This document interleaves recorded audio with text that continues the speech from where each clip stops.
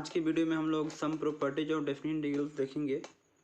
Definite integrals के क्या क्या प्रॉपर्टी हैं और इसका यूज हम लोग कहाँ करते हैं। जनरली हम इसका यूज किसी भी डेफिनेट इंटीग्रल्स को सॉल्व करने के लिए करते हैं और इससे क्या होता है कि जब कोई भी बड़ा इंटीग्रल रहता है उसको हम आसानी से सॉल्व कर सकते हैं इससे डेफिनेट इंटीग्रल्स में।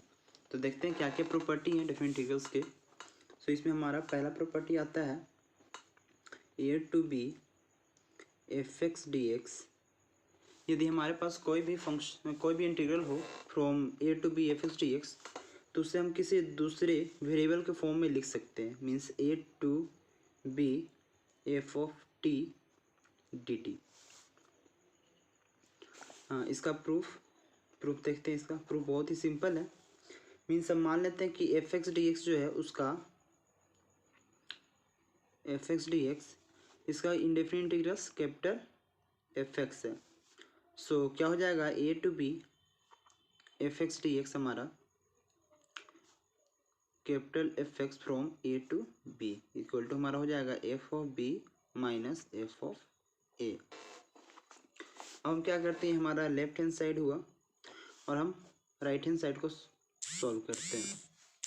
Means f of t dt।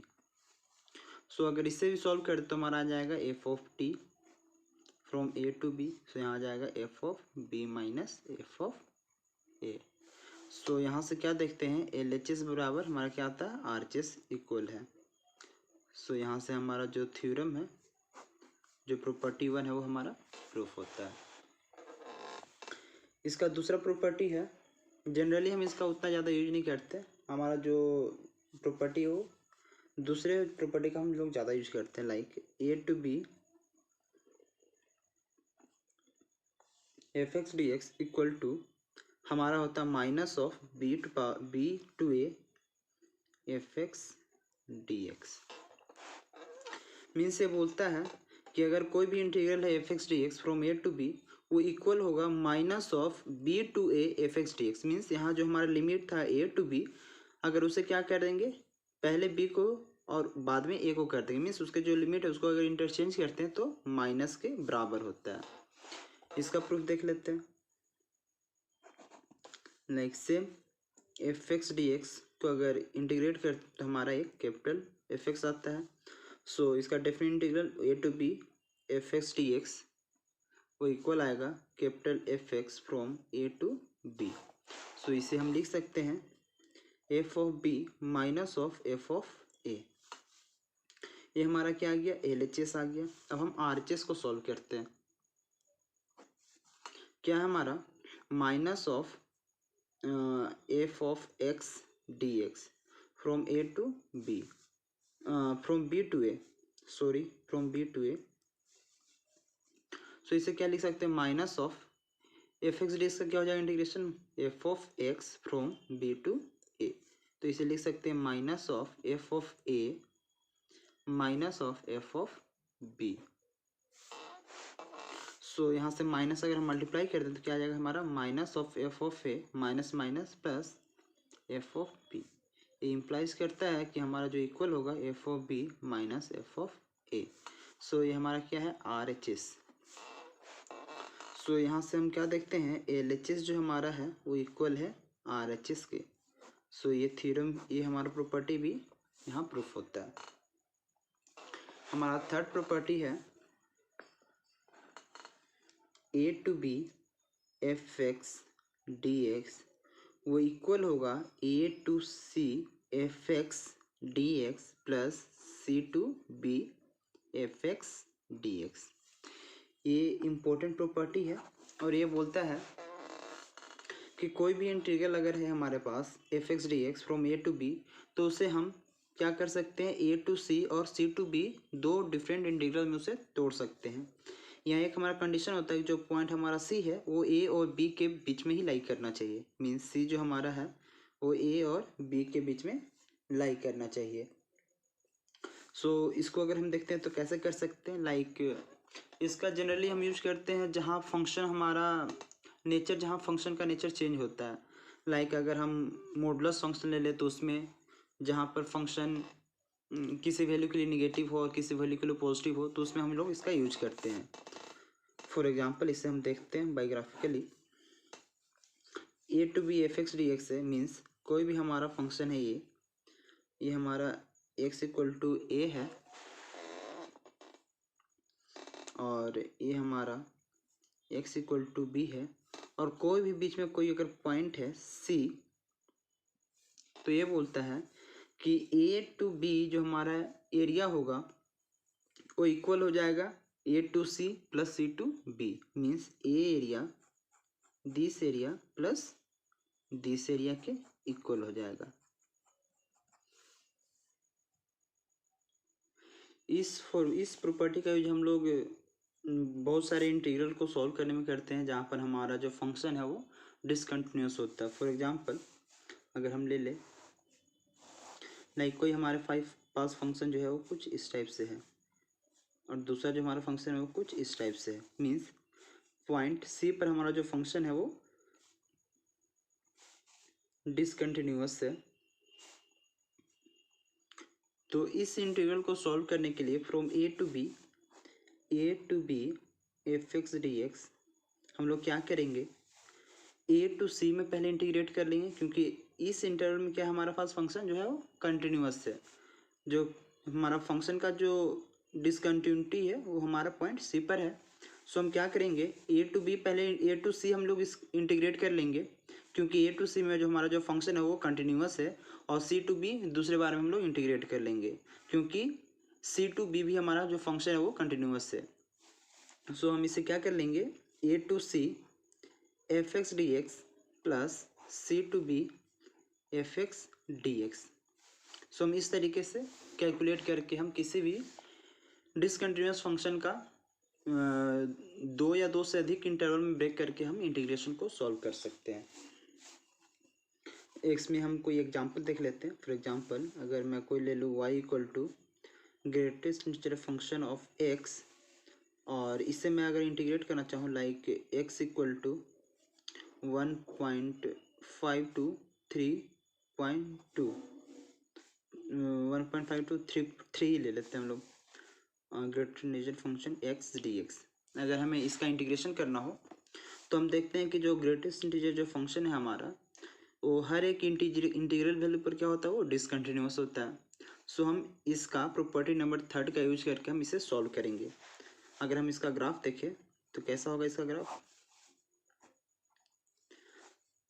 X अगर 0 to 1 रहे तो उसका वैल्यू क्या रहता है 0, और 1 to 2 कहाँ तक जाना है, हमें 3 तक जाना है। सो अगर 1 से 2 रहे तो उसका वैल्यू कितना होगा 1, 2 से 3 पर वैल्यू कितना होता है 2, मीन्स हमें इंटीग्रेट करना है 1.5, मीन्स 1.5 हमारा यहाँ कहीं होगा, 1.5 से हमें इंटीग्रेट करना है 3 तक। सो हम क्या करेंगे, यहाँ देखते हैं कि फंक्शन जो है वो integral value x equal to 2 पर क्या है वो डिसकंटिन्यूअस है।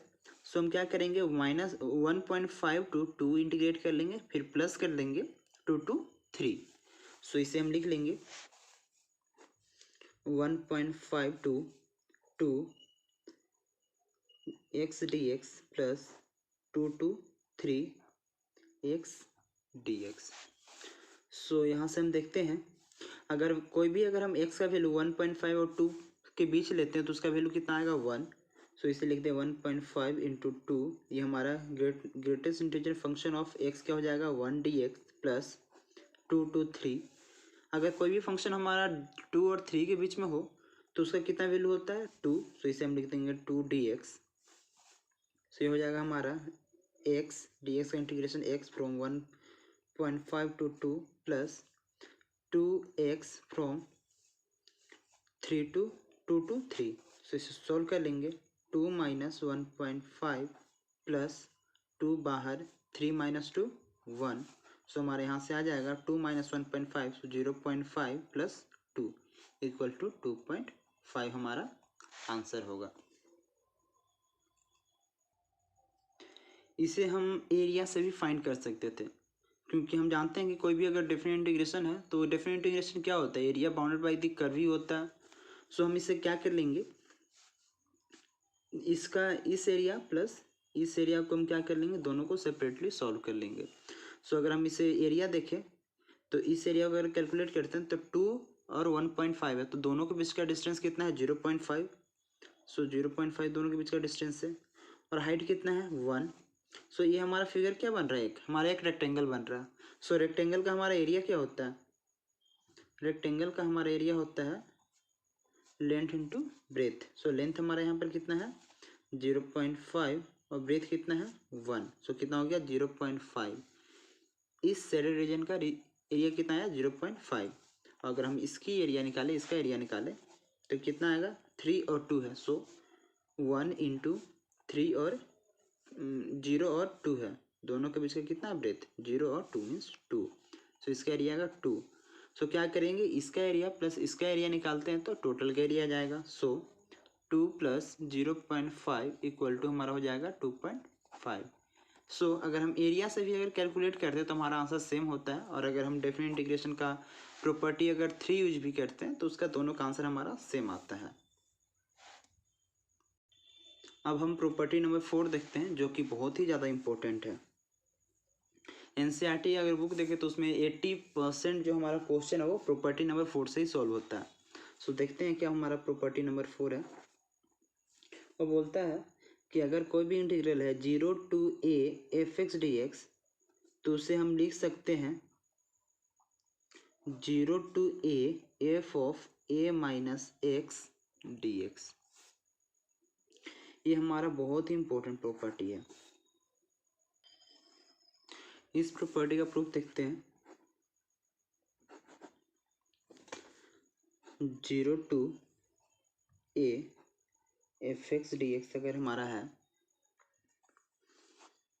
fx dx है, तो हम क्या करेंगे, f of a minus x D x equal है, तो हम क्या करेंगे t equal to a minus हम लोग लेट कर लेंगे, let t equal to a minus x. So अगर हम इसे डिफ्रेंशिएट करें तो हमारा क्या आ जाएगा dt equal to minus of dx।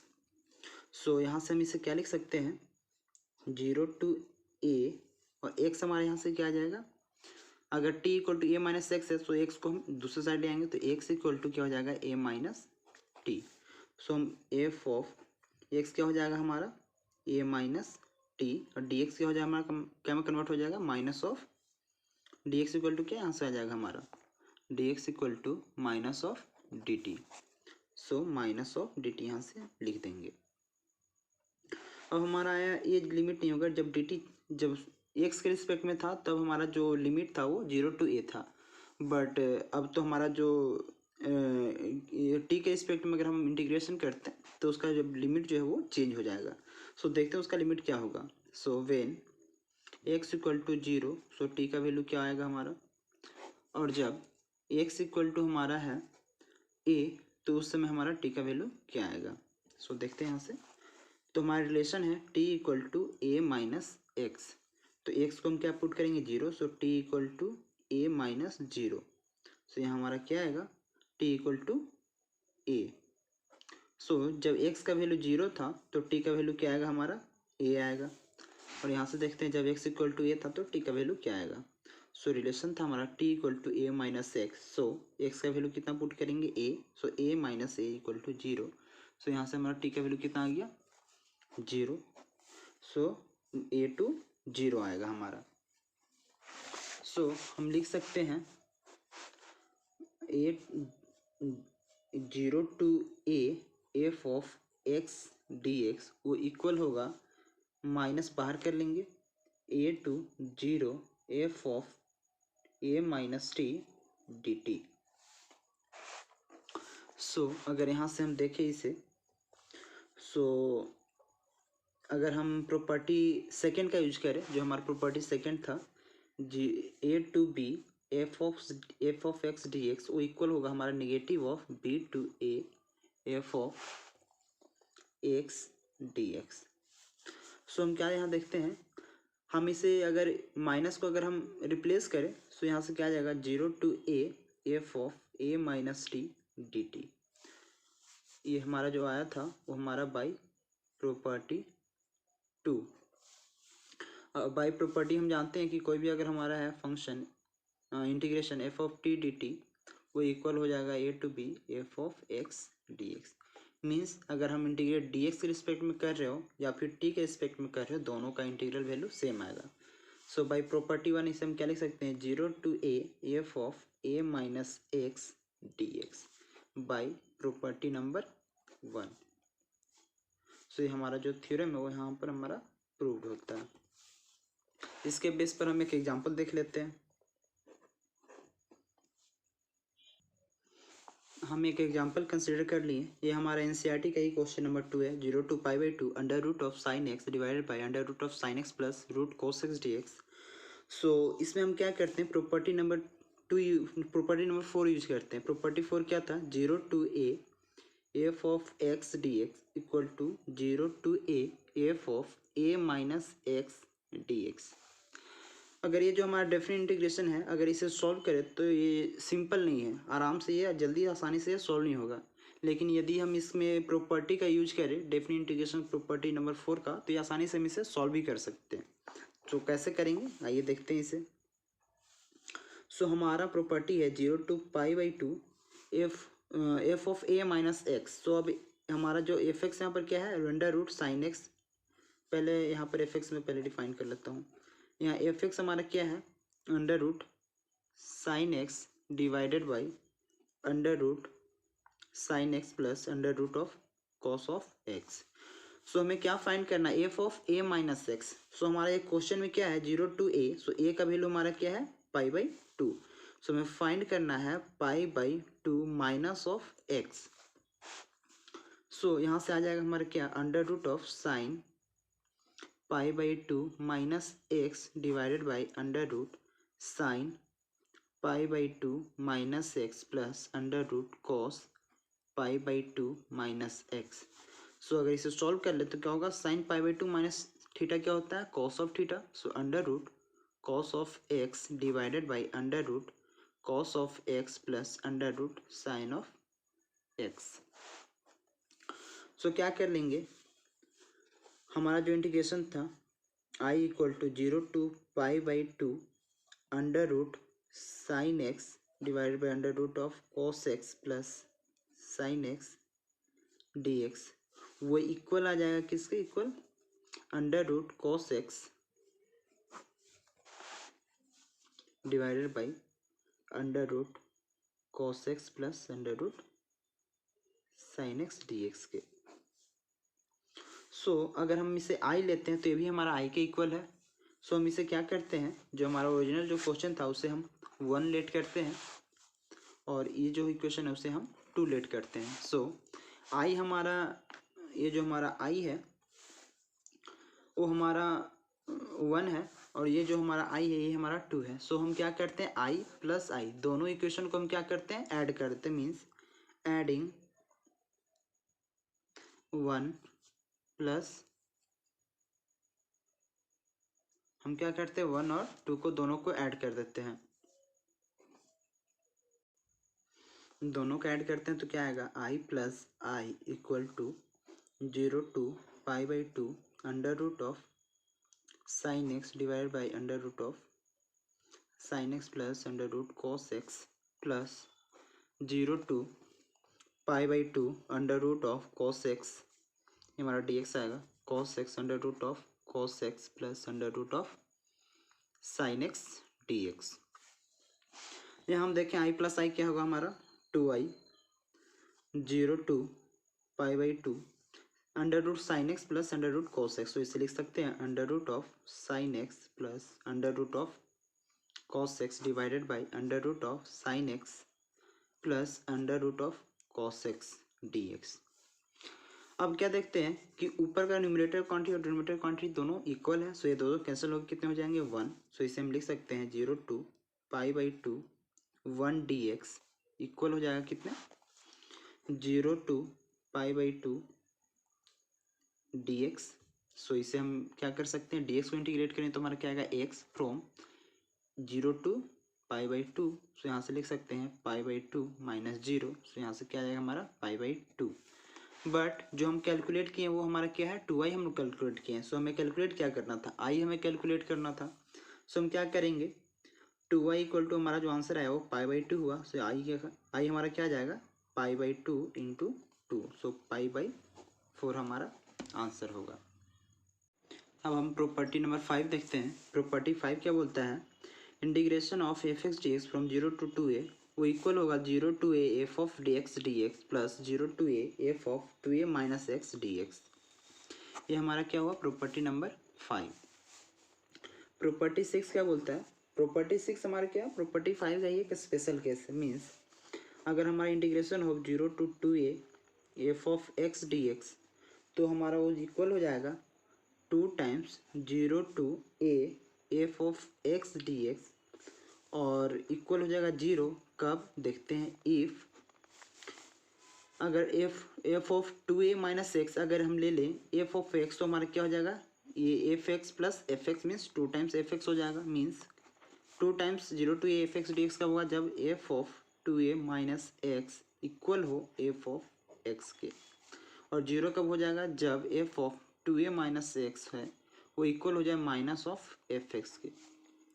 सो ये जो हमारा प्रॉपर्टी है वो स्पेशल केस है प्रॉपर्टी नंबर 5 का ही। बस इसमें क्या है, इस जो सेकंड जो इंटीग्रल है f of 2a minus x उस पर बस एक कंडीशन है कि अगर इसका वैल्यू इक्वल हो जाए एफ एक्स के तो इसका वैल्यू क्या हो जाएगा 2 times F of A D x हो जाएगा, क्योंकि 0 to a f x D x और ये भी कन्वर्ट हो जाएगा 0 to a f x D x. So 0 to a f x D x plus 0 to a f x D x 2 times 0 to a f x D x हो जाएगा। और अगर हमारा F of 2a minus x equal हो minus of F x के सो क्या हो जाएगा 0 to a F of x D x plus minus of 0 to a f x D x. तो प्लस और माइनस क्या हो जाएगा, दूसरे को कैंसिल कर देंगे। सो हमारा जो रिजल्ट होगा वो 0 आ जाएगा। अब हम प्रॉपर्टी नंबर 7 देखते हैं। प्रॉपर्टी नंबर 7 भी हमारा बहुत ही ज़्यादा इंपॉर्टेंट है। वो क्या बोलता है कि अगर कोई भी इंटीग्रल हो -a to a f x D x वो इक्वल हो जाएगा 2 times 0 to a f x D x कब, if f x is even function.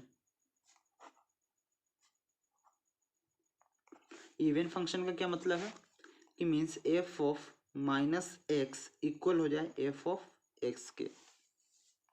तो वैल्यू हमारा क्या हो जाएगा 2 times 0 to a f x D x और वैल्यू हमारा 0 हो जाएगा कब, if F of minus x equal हो जाए माइनस ऑफ एफ एक्स के। और इसे ही हम लोग क्या बोलते हैं, ऑड फंक्शन।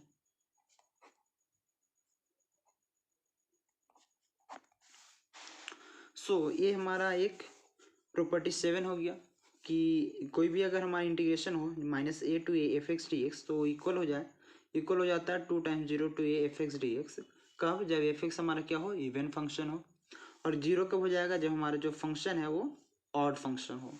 इसका ज्योमेट्रिकल मीनिंग क्या है आइए देखते हैं। लाइक अगर हम कोई ले ले integration from x D x from -2 to 2 तो इसका हमें इंटीग्रेशन क्या होगा। सो हम जानते हैं मोड एक्स का ग्राफ कुछ इस ये होता है हमारा, कहाँ से लेना है हमें -2 to +2। सो हमें क्या लेना है, इस एरिया को हमें कंसिडर करना है। सो हम देखते हैं कि कोई भी ये हमारा कैसा फंक्शन, ये हमारा इवन फंक्शन है। y equal to F X equal to mod X हमारा कैसा फंक्शन है, इवन फंक्शन है। हम लोग कैसे जानेंगे कि जो फंक्शन है वो इवन है, तो हम क्या कर लेंगे एफ ऑफ माइनस एक्स हम लोग पुट कर लेंगे। तो एफ ऑफ एक्स हमारा क्या था, mod of x. So F of minus x क्या होगा, एक्स की जगह क्या लिख देंगे माइनस ऑफ एक्स। सो किसी भी माइनस क्वांटिटी का मॉडुलस क्या होता है, हमेशा पॉजिटिव होता है। सो हमारा क्या आ जाएगा, मॉड एक्स ही आ जाएगा। सो हम यहाँ क्या देखते हैं, एफ ऑफ माइनस एक्स वो इक्वल हो जाएगा एफ ऑफ एक्स के ही। सो ये हमारा कंडीशन होता है किसका, इवन फंक्शन का। और इवन फंक्शन हमेशा क्या होता है, सिमेट्रिकल होता है अबाउट वाई एक्सिस। लाइक अगर ये हमारा मॉडुलस फंक्शन है तो ये सिमेट्रिकल है वाई एक्सिस के। मीन्स जैसा इसका ग्राफ वाई एक्सिस के राइट हैंड साइड है सिमिलर उसका ग्राफ हो जाएगा वाई एक्सिस के लेफ्ट हैंड साइड। सो यहाँ से हम क्या देखते हैं कि ये जब दोनों सिमेट्रिकल हैं तो आप इसे फाइंड करें या फिर इसे फाइंड करें, दोनों का तो एरिया सेम ही आना है। सो इसका एरिया दोनों इक्वल ही आएगा। तो मीन्स इसका एरिया प्लस इसका एरिया क्या आएगा, 2 टाइम्स ऑफ इसका एरिया। मीन्स किसी भी एरिया का क्या आ जाएगा, दोगुना आ जाएगा ये वाला एरिया। सो यही हमारा प्रॉपर्टी बोलता है कि अगर हमें इंटीग्रेट करना -2 to 2 fx dx means mode of x, तो क्या करेंगे हम इसे फाइंड कर लेंगे 0 to 2 mode of x dx। अब इसे फाइंड करना तो सिंपल है, हम जानते हैं कि कोई भी डिफरेंट इंटीग्रेशन है तो क्या होता है, area bounded by the curve होता है। सो ये हमारा जो एरिया है इसे हम फाइंड कर लेंगे। सो ये हमारा क्या आ जाएगा, ये हमारा एक ट्रायंगल बन रहा। सो एरिया इक्वल टू क्या होता है हमारा, area of triangle half into B into H, base into height. So half, base यहाँ पर कितना आएगा 0 से 2 है, सो बेस हमारा 2 आ जाएगा। हाइट कितना आ जाएगा हमारा, ये हमारा जो फंक्शन ये है y equal to X. So X को अगर 2 पुट करते हैं तो y का वैल्यू कितना आएगा 2। सो इसका जो हाइट है वो कितना आएगा 2। सो 2 2 कैंसिल, तो कितना आ जाएगा 2 हमारा आंसर हो जाएगा। सो 2 और जो ये एरिया होता है वो कितने टाइम्स होता है, 2 टाइम्स होता है। सो 2 इंटू 2 इक्वल टू हमारा 4 आंसर हो जाएगा। मीन्स इसका एरिया 2 आएगा, और चूंकि ये दोनों सिमेट्रिकल है सो इसका भी एरिया 2। सो 2 + 2 इक्वल टू हमारा 4 आंसर हो जाएगा। सो ये प्रॉपर्टी का यूज करके हम क्या कर सकते हैं, आसानी से किसी भी डिफरेंट इंटीग्रेशन को सॉल्व कर सकते हैं जो कि -a to a fx dx के फॉर्म में हो।